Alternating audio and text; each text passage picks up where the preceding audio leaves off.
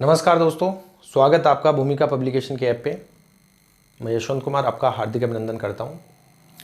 आज अपन जो क्लास पढ़ने वाले हैं ये अपनी केमिस्ट्री की प्रथम क्लास है। और केमिस्ट्री की जो प्रथम क्लास है, इस पहली क्लास का जो टॉपिक है, इस टॉपिक का नाम है अपना कौन? भौतिक एवं रासायनिक परिवर्तन। क्या है मित्रों? भौतिक एवं रासायनिक परिवर्तन। तो भौतिक और रासायनिक परिवर्तन के विषय में अपन परिचर्चा करेंगे आज पहले टॉपिक के बारे में।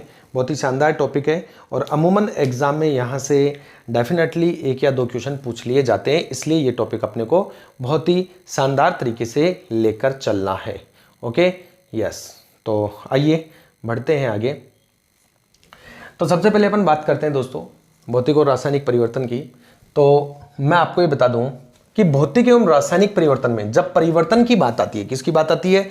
जब बात आती है मित्रों परिवर्तन की, तो परिवर्तन जो होता है, हमेशा ध्यान रखना, परिवर्तन जो होता है ये होता है पदार्थों में। किसमें होता है? पदार्थों में। तो सबसे पहली बात ये हो गई कि जब भी कोई परिवर्तन होगा वो पदार्थ में होगा। किसमें होगा? पदार्थ में होगा। और किसी भी पदार्थ के होते हैं दोस्तों गुण। क्या होते हैं? गुण होते हैं। और पदार्थ के 2 प्रकार के गुण होते हैं। कितने प्रकार के? 2 प्रकार के। तो किसी भी पदार्थ के 2 प्रकार के गुण होते हैं, जिसमें पहला गुण जो है वो है उस पदार्थ का बाह्य गुण। क्या है? बाह्य गुण, पदार्थ के बाह्य गुण। और दूसरा जो गुण है दोस्तों वो है पदार्थ का आंतरिक गुण। पदार्थ का आंतरिक गुण। तो किसी भी पदार्थ में 2 प्रकार के गुण होते हैं, बाह्य गुण और आंतरिक गुण। इन बाह्य गुणों को हम कहते हैं भौतिक गुण। क्या कहते हैं? बाह्य गुणों को भौतिक गुण कहते हैं। फिजिकल कैरेक्टर कहा जाता है। किसी पदार्थ के बाह्य गुण उसके भौतिक गुण कहलाते हैं। और जो आंतरिक गुण होते हैं इनको हम कहते हैं दोस्तों पदार्थ के रासायनिक गुण। क्या कहते हैं इनको? रासायनिक गुण। तो पदार्थ के भौतिक गुण जो हैं वो बाह्य गुण होते हैं, रासायनिक गुण जो है वो आंतरिक गुण होते हैं। अब भौतिक गुणों में कौन कौन शामिल है इस पे अपन बात करते हैं। तो भौतिक गुणों में शामिल है या बाह्य गुणों में शामिल है किसी पदार्थ का आकार, किसी पदार्थ की आकृति, किसी पदार्थ का रंग, किसी पदार्थ का स्वाद, किसी पदार्थ की अवस्था। ये सभी किसमें शामिल होते हैं? ये शामिल होते हैं उस पदार्थ के बाह्य गुणों में। किसमें शामिल होते हैं मित्रों? पदार्थ के बाह्य गुणों में शामिल होते हैं। क्लियर? यस। अब अवस्था जो है, या तो कोई पदार्थ हो सकता है ठोस, या अवस्था के आधार पर कोई पदार्थ हो सकता है द्रव, या हो सकता है गैस, या हो सकता है दोस्तों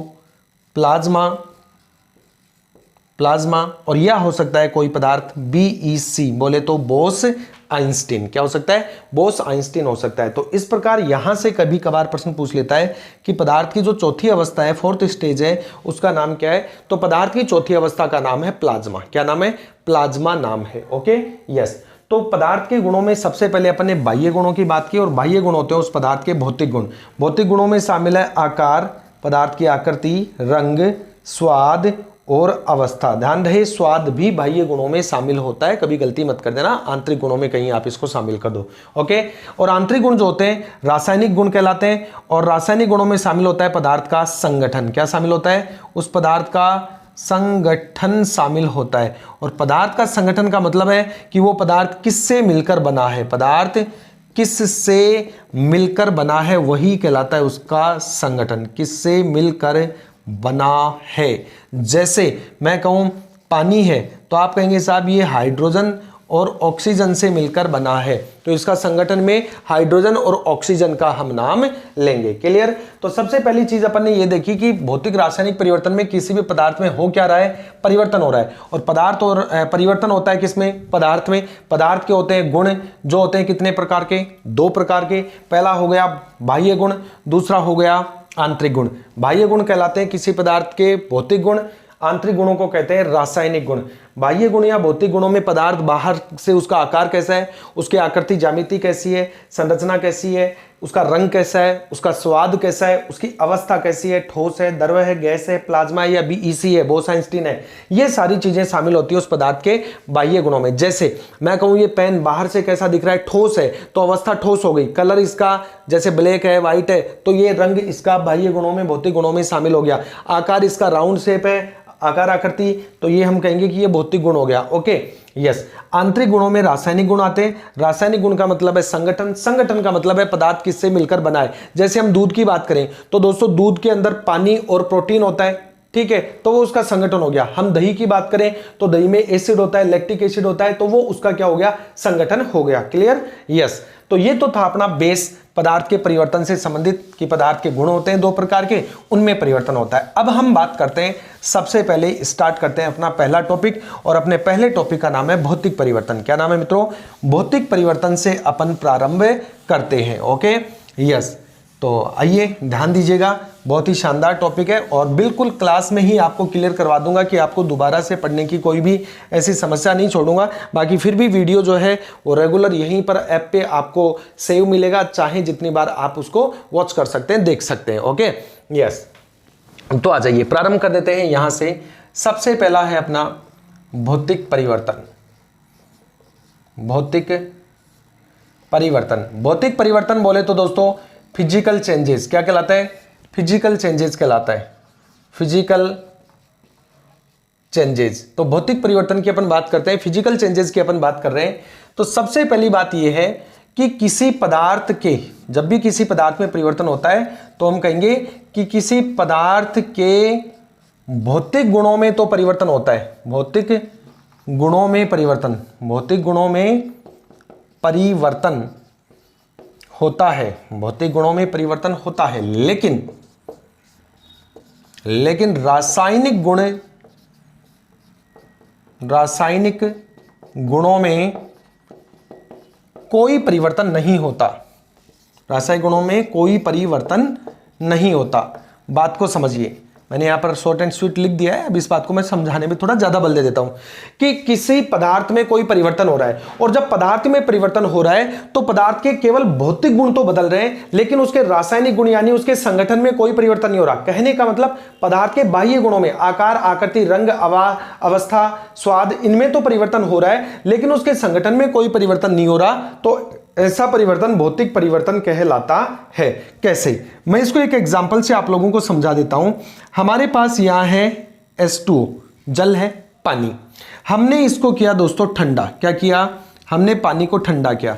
जैसे ही ठंडा किया तो ये बन गया बर्फ। क्या बन गया? पानी, बर्फ। ओके। फिर हमने बर्फ को गर्म किया। जैसे ही बर्फ को हमने गर्म किया दोस्तों तो ये बन गया वापस से पानी। हम यहां पर देखें, ये जो पदार्थ है ये तो है क्रियाकारक। क्या है? क्रियाकारक। अभिक्रिया के चिन्ह से पहले जो आता है वो क्रियाकारक कहलाता है, और अभिक्रिया के चिन्ह के बाद में जो होता है वो क्रियाफल कहलाता है। बोले तो ये तो है रिएक्टेंट और ये है प्रोडक्ट। रिएक्टेंट क्रिया करके प्रोडक्ट बनाते हैं, ये क्रियाफल है। अब एक बात बताओ, हम यहां पर पानी के भौतिक गुण चेक करें, ठीक है, हम यहां पर बर्फ के भौतिक गुण चेक करें, ओके, तो हमें पता चलेगा कि पानी का भौतिक गुण है द्रव। कोई एक गुण उठा लीजिएगा, वही गुण आप बर्फ का देखिएगा, अवस्था का, तो बर्फ कैसी है? ठोस है। कैसी है? ठोस। अब हम इसका रासायनिक गुण देखें दोस्तों, तो रासायनिक गुण यानी संगठन। संगठन यानी ये किससे मिलके बना है? तो पानी मिलके बना है हाइड्रोजन और ऑक्सीजन से। हम बर्फ का रासायनिक गुण देखें तो रासायनिक गुण का मतलब है संगठन। संगठन का मतलब है किससे मिलकर बनी है? तो बर्फ भी किससे मिलके बनी है? हाइड्रोजन और ऑक्सीजन से। क्या यहां पर रासायनिक गुणों में कोई परिवर्तन हो रहा है? नहीं हो रहा। क्या यहां पर भौतिक गुणों में परिवर्तन हो रहा है? यस, हो रहा है। पहले द्रव अवस्था थी और वो बदल के ठोस हो गई। तो यहां पर ये जो परिवर्तन हो रहा है पानी से बर्फ बनने का, इसमें केवल और केवल भौतिक गुणों में तो परिवर्तन हो रहा है, लेकिन यहां पर रासायनिक गुणों में कोई परिवर्तन नहीं हो रहा। इसलिए हम कहेंगे कि यह परिवर्तन कैसा परिवर्तन है? भौतिक परिवर्तन है। तो पहली परिभाषा यही याद रखनी है कि पदार्थों में होने वाले ऐसे परिवर्तन जिसमें पदार्थ के भौतिक गुणों में तो परिवर्तन होता है लेकिन उसके रासायनिक गुणों में कोई परिवर्तन नहीं होता, ऐसा परिवर्तन क्या कहलाता है? ऐसा परिवर्तन भौतिक परिवर्तन कहलाता है। अब अगली बात यहां पर देखिएगा, हमें यहां पे साफ साफ समझ में आ रही है कि क्रियाकारक क्रिया करके क्रियाफल बना रहा है और क्रियाफल वापस क्रियाकारक में लौट रहा है। इसका मतलब यह परिवर्तन क्या है? यह परिवर्तन अस्थायी है। यह परिवर्तन अस्थायी है। यह परिवर्तन क्या है दोस्तों? अस्थायी होते हैं। अब अस्थायी होते हैं तो ये क्यों होते हैं अस्थायी? तो ये बात अपने को समझ में आ गई कि अस्थायी क्यों होते हैं, क्योंकि क्रियाकारक क्रियाफल में बदल रहा है, क्रियाफल वापस क्रियाकारक में आ रहा है तो अस्थायी हो गया। अगर क्रियाकारक क्रियाफल में बदल जाता और क्रियाफल वापस क्रियाकारक में नहीं आ पाता, तब हम इसको स्थायी परिवर्तन कहते हैं। जैसे दूध से दही बन गया, अब दही को किसी भी प्रक्रिया के द्वारा हम वापस दूध में नहीं बदल सकते, तो वो स्थायी परिवर्तन हो गया। और स्थायी परिवर्तन रासायनिक परिवर्तन में चले जाएंगे, ठीक है। तो भौतिक परिवर्तन अस्थायी परिवर्तन होते हैं। अगली बात, भौतिक परिवर्तन की जो अभिक्रियाएं होती हैं ये उत्क्रमणीय होती हैं। कैसी होती हैं? उत्क्रमणीय, रिवर्सेबल। कैसी होती है? उत्क्रमणीय बोल तो रिवर्सेबल, ये उत्क्रमणीय होते हैं। भौतिक परिवर्तन उत्क्रमणीय होते हैं, इसका मतलब क्या है? इसका मतलब ये है कि ये परिवर्तन दोनों दिशाओं में चलते हैं। ए से बन गया बी और बी वापस बना सकता है ए। तो ऐसा चिन्ह जहां पर भी अभिक्रिया का आता है दोस्तों, जिसमें आधा भाग आगे की ओर आधा पीछे की ओर, ये उत्क्रमणीय अभिक्रिया का चिन्ह होता है। तो भौतिक परिवर्तन जो है वो कैसे परिवर्तन है? उत्क्रमणीय परिवर्तन है। रिवर्सेबल जो है चेंजेज है, यानी अपनी पूर्वावस्था में वापस लौट सकते हैं। हम यूं कह सकते हैं कि ये परिवर्तन कौन से? भौतिक परिवर्तन। ये परिवर्तन अग्र एवं पश्च, अग्र एवं पश्च यानी आगे और पीछे, फॉरवर्ड और रिवर्स, अग्र एवं पश्च दोनों दिशाओं में संपन्न होते हैं। दोनों दिशाओं में संपन्न होते हैं यानी चलते हैं। तो दोनों दिशाओं में होने वाले परिवर्तन क्या कहलाते हैं? भौतिक परिवर्तन कहलाते हैं। अब एग्जाम में ये तो कॉन्सेप्ट हो गया। एग्जाम में आपको जो चीज पूछेगा वो चीज पूछेगा दोस्तों किसके विषय में? वो चीज पूछेगा आपको एग्जाम्पल के विषय में। किसके विषय में? एग्जाम्पल के बारे में पूछेगा, उदाहरणों के बारे में आपको पूछेगा। हम उदाहरणों पे परिचर्चा करना प्रारंभ करते हैं, आ जाइए। तो अब हम बात करते हैं भौतिक परिवर्तन के उदाहरणों की। मैं आपको लगभग 11 से 12 एग्जाम्पल इसके बताऊंगा। एग्जाम में आपको जहां तक है 99% जो एग्जाम्पल आपको लिखा रहा हूं, इनमें से ही कोई ना कोई सा एग्जाम्पल उठा के आपको एज इट इज पूछ लिया जाएगा, ठीक है। और अगर फिर भी कोई परिवर्तन करके दूसरा एग्जाम्पल आपके सामने आता है मित्रों, तो आपका कॉन्सेप्ट क्लियर हो गया है। आप आराम से उसका क्या कर सकते हैं? जवाब दे सकते हैं। यानी कि प्रश्न गलत होने की संभावना आपकी खत्म हो गई है, 0 हो गई है। यस, आ जाइए। तो आगे बढ़ते हैं एग्जाम्पल की ओर। तो भौतिक परिवर्तन के उदाहरण यहां पे लिख देता हूं, मैं यहां लिख देता हूं एग्जाम्पल्स। ओके, अब एग्जाम्पल में अपन बात करते हैं दोस्तों। तो सबसे पहला जो एग्जाम्पल है नंबर 1, पहला एग्जाम्पल, पानी से बर्फ। पानी से बर्फ, वह बर्फ से पानी का बना, वह बर्फ से पानी का बनना। तो वाटर से आइस और आइस से वापस से पानी। तो पानी से बर्फ और बर्फ से पानी का बनना किसका उदाहरण है? यह उदाहरण है भौतिक परिवर्तन का। कैसे है एक एक को समझते चलेंगे। देखिए, यह भौतिक परिवर्तन का उदाहरण कैसे हुआ? यह है दोस्तों जल। हमने इसको किया ठंडा, ठंडा किया तो क्या बन गई? बर्फ। बर्फ को हमने क्या किया? गरम, गरम किया तो क्या बन गया? पानी। यानी ये क्रियाकारक क्रियाफल में बदला और किसी प्रोसेस से ये क्रियाफल वापस से क्रियाकारक में बदलकर आ गया। यानी पूर्व अवस्था में वापस परिवर्तन आ रहा है तो वह अस्थायी परिवर्तन होता है, उत्क्रमणीय परिवर्तन होता है, बोले तो वो भौतिक परिवर्तन होता है। क्लियर? यस। अगला नंबर 2, सोने का पिघलना। किसका? सोने का पिघलना। दोस्तों मैं एक चीज आपको और बता देता हूं, ठीक है। हमने पानी से बर्फ और बर्फ से पानी का बनना पड़ा। यहां पर कई बार आप लोगों से ये पूछ लेता है कि पानी के कुछ एक चीजें पानी के विषय में पूछ लेता है, तो आपको जल की कौन कौन सी चीजें पूछ लेता है मैं बता देता हूं। आपको जल का घनत्व पूछ लेता है और वो पूछता है कि सर्वाधिक कितने तापमान पे होता है। अगला प्रश्न आपसे पूछ लेता है घनत्व, वो पूछ लेगा सबसे कम किस तापमान पे पानी का घनत्व होता है। वो आपसे पूछ लेता है इसका हिमांक बिंदु। क्या पूछ लेता है? हिमांक। आपसे पानी का पूछ सकता है गलनांक बिंदु। आपसे पूछ सकता है इसका क्वथनांक बिंदु। क्या पूछ सकता है? क्वथनांक बिंदु। क्लियर? हिमांक का मतलब होता है फ्रीजिंग, गलनांक का मतलब होता है बॉइलिंग, मेल्टिंग, और क्वथनांक का मतलब होता है बॉइलिंग। Okay, yes. तो सर्वाधिक घनत्व है 4 डिग्री सेंटीग्रेड पर, सबसे कम घनत्व है 10 डिग्री सेंटीग्रेड पर। प्लस के ये ध्यान रखना। हिमांक यानी फ्रीजिंग पॉइंट 0 डिग्री सेंटीग्रेड, गलनांक यानी मेल्टिंग पॉइंट भी 0 डिग्री सेंटीग्रेड, क्वथनांक यानी कि बॉइलिंग पॉइंट, और बॉइलिंग पॉइंट होता है 100 डिग्री सेंटीग्रेड पर पानी उबलता है। ये बात आपको ध्यान रखनी है। ठीक है, यस। आइए दूसरा एग्जाम्पल अपन जो देख रहे हैं, ये दूसरा एग्जाम्पल हम बात करें सोने का पिघलना। तो सबसे पहले तो एक चीज ध्यान रखिएगा, सोना है अपने पास, और सोना जो है दोस्तों ये होता है ठोस अवस्था में। किस में होता है? ठोस में है। जब हम इसको गर्म करेंगे, अत्यधिक तापमान पर हम इसको गर्म करेंगे, तो ये सोना जो है ये चला जाएगा द्रव अवस्था में। किसमें? द्रव अवस्था में चला जाएगा, लिक्विड में। लेकिन लिक्विड अवस्था से वापस जब ये ठंडा होगा या हम ठंडा इसको करेंगे तो ये अपनी पूर्व अवस्था यानी ठोस अवस्था में लौट कर आ जाएगा। यानी कि सोना गर्म करने पर अवस्था बदल रहा है केवल, यानी ठोस से द्रव में जा रहा है। ठीक है, तो ये बाह्य गुण है, अवस्था परिवर्तन बाह्य गुण है, और बाह्य गुण भौतिक गुण कहलाते हैं। यहां संगठन नहीं बदल रहा है। ऐसा नहीं है कि सोना जो है पिघल के चांदी बन गया। सोने का प्रतीक चिन्ह एयू होता है। क्या होता है? एयू, और इसे ओरम कहते हैं। क्या कहते हैं? ओरम कहते हैं। तो चाहे आप ये ठोस अवस्था में हो तब भी सोना सोना ही होगा, ओरम होगा, और द्रव अवस्था में तब भी ओरम ही होगा। यानी इसके संगठन में कोई परिवर्तन नहीं हो रहा है। ऐसा नहीं है कि ठोस से द्रव अवस्था में जाने पर इसका संगठन बदल गया। ठीक है, कई बार एक पर्सन यहां से पूछ लेता है, सोने से संबंधित कुछ फैक्चुअल चीजें बता देता हूं आपसे। रोल्ड गोल्ड पूछ लेता है, रोल्ड गोल्ड, और वो कहता है कि रोल्ड गोल्ड में सोने का प्रतिशत, रोल्ड गोल्ड में एयू का प्रतिशत आपसे पूछता है, तो आपको जवाब देना है 0%।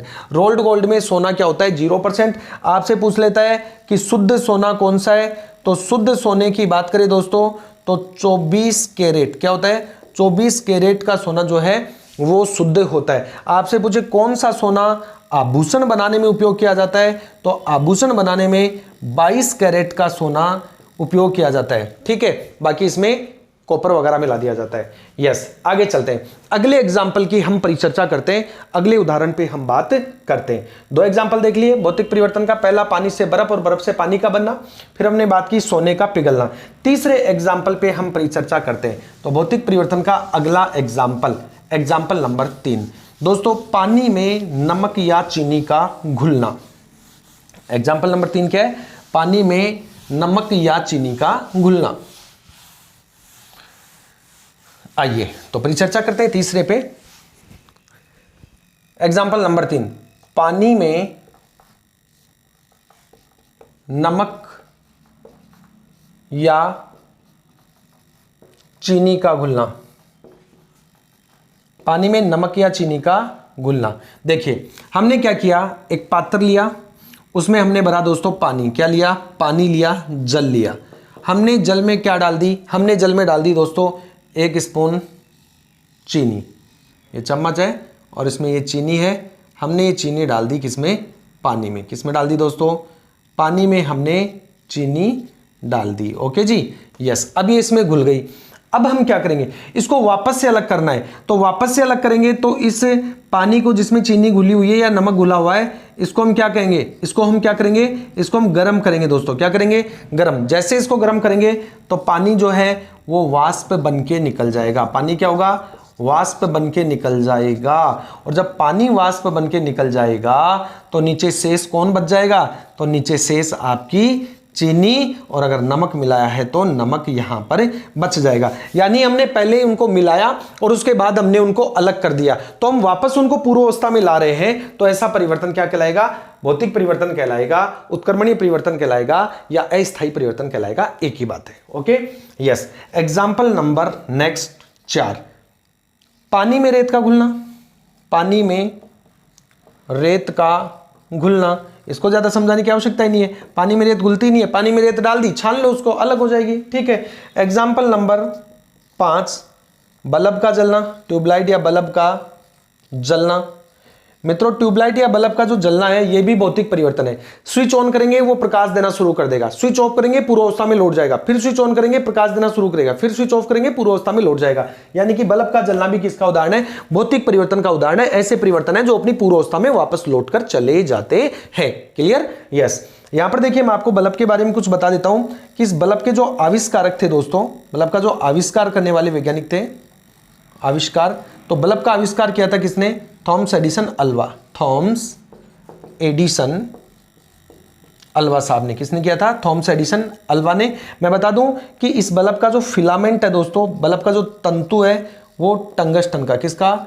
टंगस्टन का बना होता है। और यही एक चीज बता देता हूं आप लोगों को कि इस बल्ब के अंदर जो एक गैस जो भरी होती है, यहां बता देता हूं, बल्ब में जो गैस होती है वो उत्कृष्ट गैस होती है, नोबल गैस होती है, अक्रिय गैस होती है, बोले तो ऑर्गन उसका नाम है। क्या नाम है? ऑर्गन गैस होती है, जो कि एक अक्रिय गैस होती है। बात समझ में आ गई? यस। और ये बल्ब जो है ये एक कृत्रिम प्रकाश स्रोत है। क्या है? कृत्रिम प्रकाश स्रोत। कृत्रिम प्रकाश स्रोत क्यों है? क्योंकि ये मनुष्य के द्वारा बनाया गया है।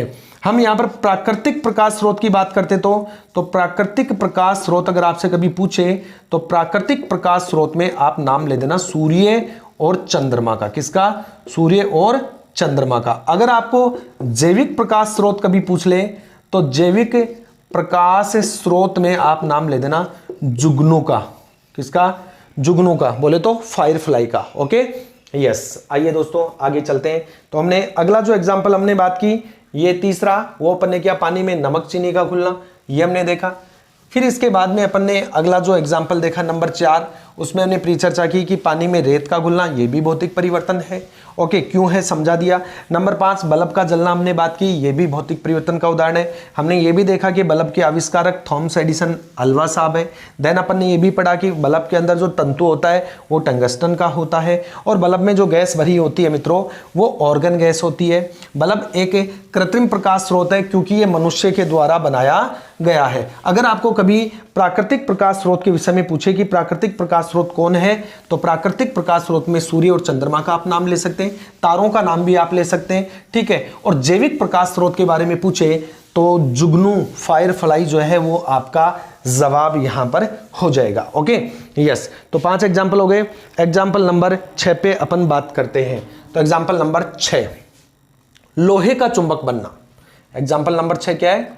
लोहे का चुंबक बनना। लोहे का चुंबक बनना, देखिए दोस्तों, ये है एक चुंबक। क्या है? चुंबक है, मैग्नेट, ठीक है। और हमने इसके पास में रख दिया कोई लोहे का टुकड़ा। यह है लोहे का टुकड़ा। तो कुछ समय तक रखा रहेगा तो इस चुंबक के प्रभाव के कारण ये लोहा भी क्या बन जाएगा? एक चुंबक की तरह व्यवहार करेगा। लोहा भी किसकी तरह?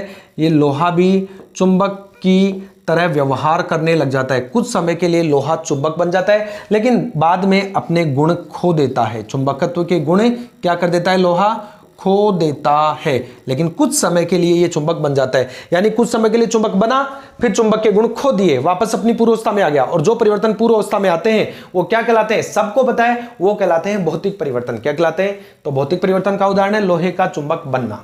एग्जाम्पल नंबर 7 दोस्तों, रबर। एग्जाम्पल नंबर 7 है रबर या स्प्रिंग का खींचना। रबर या स्प्रिंग का खींचना।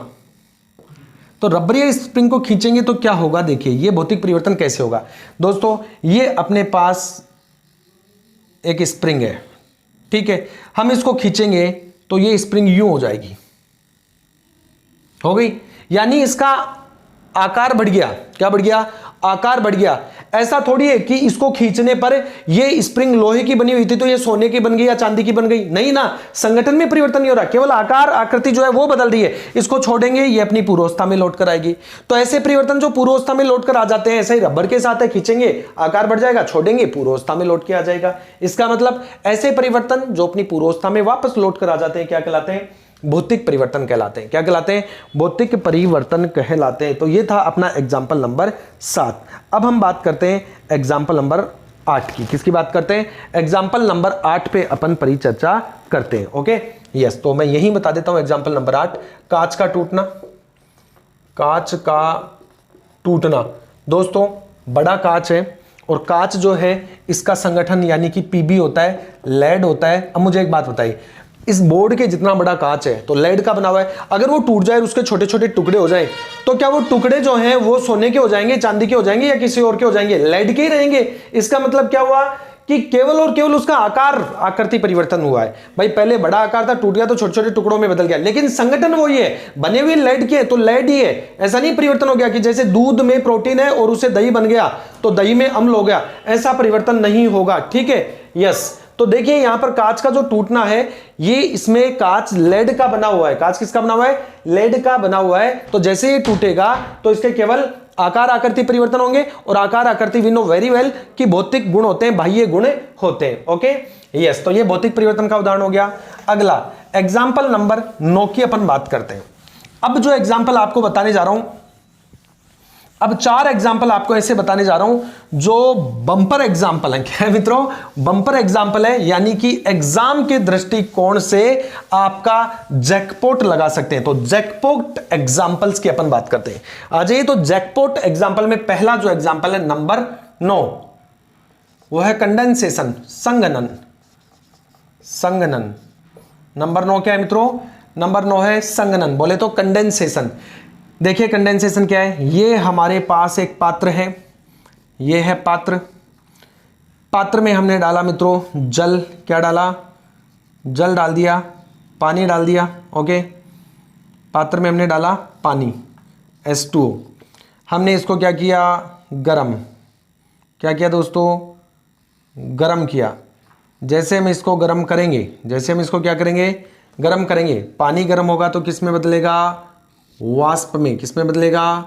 वाष्प में बदलेगा। तो पानी वाष्प में बदल गया, और वाष्प अवस्था को हम गैस अवस्था भी कह सकते हैं। क्या कह सकते हैं? गैस अवस्था। तो पानी बदल गया वाष्प में। अब हम इस वाष्प को वापस से करते हैं ठंडा। क्या करते हैं? ठंडा।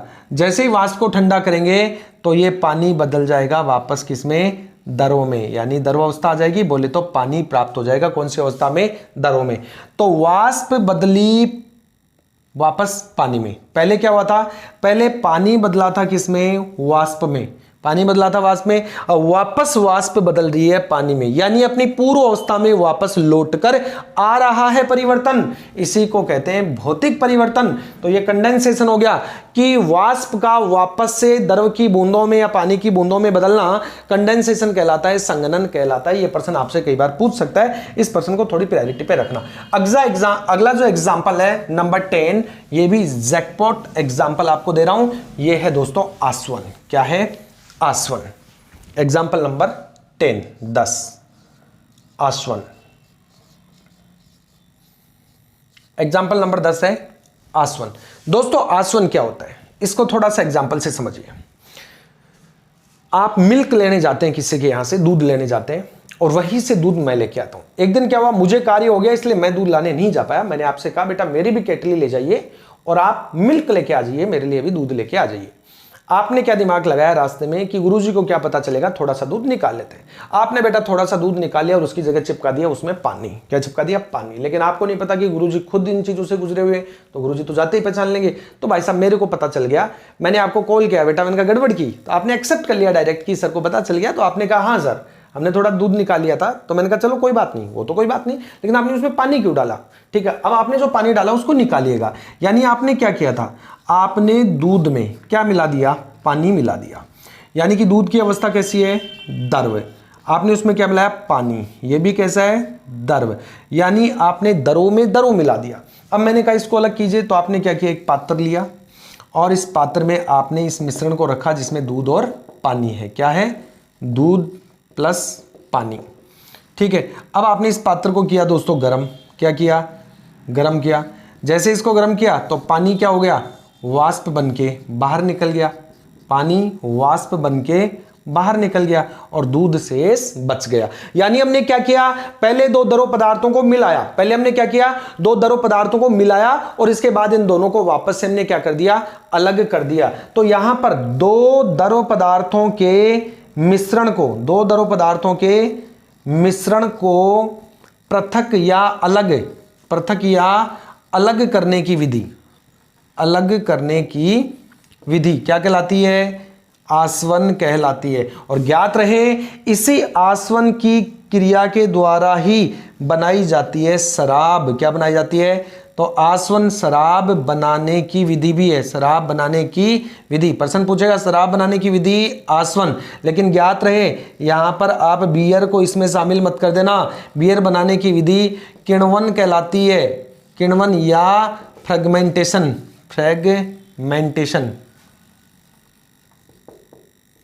ठीक है। बियर बनाने की विधि क्या कहलाती है? फ्रेगमेंटेशन कहलाती है, किण्वन कहलाती है। शराब बनाने की विधि आसवन कहलाती है। तो दो द्रव पदार्थों के मिश्रण को अलग करने की विधि जो है वो क्या कहलाती है? आसवन कहलाती है। आगे चले। यस, तो जैकपॉट एग्जाम्पल नंबर 11 अब आपके सामने आने वाला है और वो है दोस्तों ऊर्ध्वपातन। क्या है? Example number 11 ऊर्ध्वपातन। ये जो एग्जाम्पल बता रहा हूं 9, 10, 11 और 12 है, ये 4 जैकपॉट एग्जाम्पल हैं इस टॉपिक के, जहां से एग्जाम में क्वेश्चन डायरेक्ट हिट होने के 99% जो है वो चांस है दोस्तों। यस, एग्जाम्पल नंबर 11 और ये है ऊर्ध्वपातन। क्या है? ऊर्ध्वपातन। ऊर्ध्वपातन, ऊर्ध्वपातन की अपन बात करते हैं दोस्तों। और ऊर्ध्वपातन में आपको बता दूं कि आसवन में हमने ये पढ़ा कि दो द्रव पदार्थों के मिश्रण को अलग करने की विधि। यहां थोड़ा सा डिफरेंट होगा, यहां भी मिश्रण को अलग कर रहे हैं लेकिन यहां पर दो ठोस पदार्थों के मिश्रण को अलग करते हैं। जैसे ये एक ठोस पदार्थ है, ये एक ठोस पदार्थ है, दोनों ठोस पदार्थों को आपस में मिलाए। जैसे मान लो कपूर और नेपथलीन, कपूर और नेपथलीन को हमने मिक्स कर दिया, दोनों ठोस अवस्था में। अब मैंने कहा साहब इन दोनों को आप क्या कीजिएगा? इनके मिश्रण को पृथक कीजिएगा।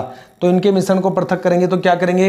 इनके मिश्रण को हमने लिया एक पात्र में, पात्र में दोनों के मिश्रण को लेके हमने पात्र को क्या किया मित्रों? गर्म किया।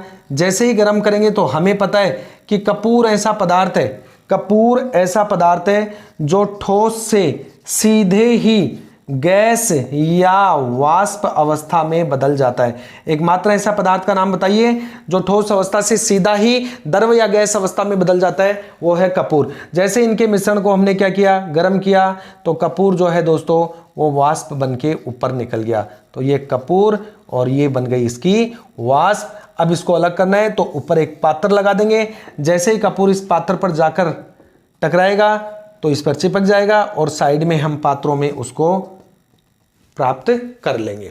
तो इस प्रकार से हमने दो ठोस पदार्थों को मिलाया और दो ठोस पदार्थों को वापस से हमने अलग कर लिया। तो दो ठोस पदार्थों के मिश्रण को अलग करने की जो विधि है वो क्या कहलाती है? ऊर्ध्वपातन कहलाती है। और अब मैं आपको बताने जा रहा हूं जैकपॉट एग्जाम्पल नंबर 12, जो कि सबसे बेहतरीन है इस टॉपिक के लिए। और ऐसा आरपीएससी और अधीनस्थ बोर्ड ने काफी बार ऐसा प्रश्न पूछा भी है। एसएससी हो, आपका यूपीएससी हो, आरपीएससी हो, अधीनस्थ बोर्ड हो, चाहे राजस्थान का जो शिक्षा बोर्ड है जो रीट वगैरह की भर्ती करवाता है, चाहे ये बोर्ड हो, कोई भी बोर्ड हो, ये प्रश्न लगभग पूछ ही लेता है। कौन सा? ये रहा। तो जैकपॉट एग्जाम्पल नंबर 12, ठीक है। और ये 3 तरीके से आपको समझाऊंगा। पहला तरीका, प्रश्न पूछेगा मोमबत्ती का पिघलना, मोमबत्ती का पिघलना। मैं इसमें आपको 2-3 चीजें समझाऊंगा। एक इसी चीज को पूछ लेगा मोमबत्ती का जलना, मोमबत्ती का जलना। एक इसी में आपको पूछ लेगा मोमबत्ती के जलने का प्रक्रम, मोमबत्ती के जलने का प्रक्रम, जलने का प्रक्रम। Okay, yes. तो ये अपने सामने 3 बातें, ठीक है। इसमें अपन भौतिक परिवर्तन और रासायनिक दोनों को ही समझना पड़ेगा। देखिए, सबसे पहले आपको मोमबत्ती दिखाता हूं दोस्तों। ये है मोमबत्ती, देखी होगी सबने। ओके, ये लो, बड़े वाली नहीं देखी तो मैं बड़े वाली दिखा देता हूँ। स्टैंड वाली मोमबत्ती बेटा ये, ठीक है। ये लीजिएगा, ये स्टैंड वाली मोमबत्ती है अपनी। अब ये मोमबत्ती बुझी हुई है। क्या है? बुझी हुई। इस बुझी हुई मोमबत्ती को, ये बुझी हुई है, इस बुझी हुई मोमबत्ती को हम जला देते हैं। ओके, लो जी, इसको प्रकाशमान करते हैं, प्रज्वलित कर दीजिएगा।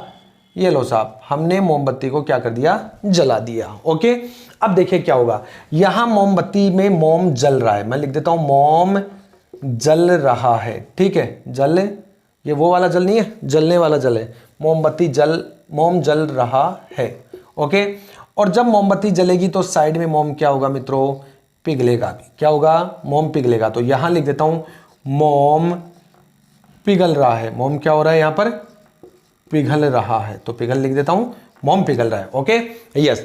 तो देखिए दोस्तों, मोमबत्ती का पिघलना, जब मोमबत्ती जलेगी तो साइड में मोम पिघलेगा। मोम पिघलेगा तो ये मोम अपनी कौन सी अवस्था से? ठोस अवस्था से पिघलकर कौन सी अवस्था में आ रहा है?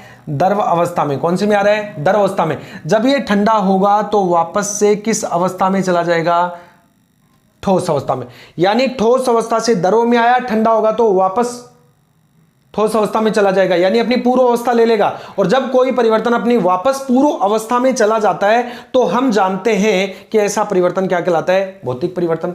तो मोमबत्ती का पिघलना तो कैसा परिवर्तन है, भौतिक परिवर्तन का उदाहरण है, ज्ञात रखना।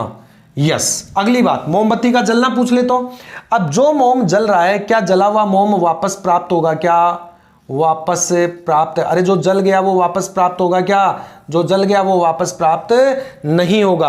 और वापस प्राप्त नहीं होगा इसका मतलब उसका संगठन ही बदल गया। जैसे दूध से दही बन गया, जैसे कोयला जल गया, कोयला जल गया तो राख बन गई, राख से किसी भी प्रक्रम के द्वारा आप वापस से कोयला बना सकते हो क्या, नहीं। कागज जल गया, लकड़ी जल गई, क्या उसको वापस पूर्व अवस्था में ला सकते हो, नहीं ला सकते। यानी वो स्थायी रूप से परिवर्तित हो गया, स्थायी परिवर्तन हो गया, उसके संगठन में परिवर्तन हो गया। और जो स्थायी परिवर्तन होते हैं वो भौतिक परिवर्तन कहलाते हैं। तो अगर मोमबत्ती का जलना पूछे तो जो जल गया वो रासायनिक परिवर्तन में, तो मोमबत्ती का जलना रासायनिक परिवर्तन। और तीसरी जो चीज है आपसे पूछ ले कि मोमबत्ती के जलने के प्रक्रम में, ये शब्द यहां पर दे दे प्रोसेस, काफी बार ये ऐसे करके प्रश्न पूछा गया है, प्रोसेस आपको दे दे, मोमबत्ती के जलने का प्रक्रम आपको दे दे, तो प्रक्रम में दोनों चीज शामिल है।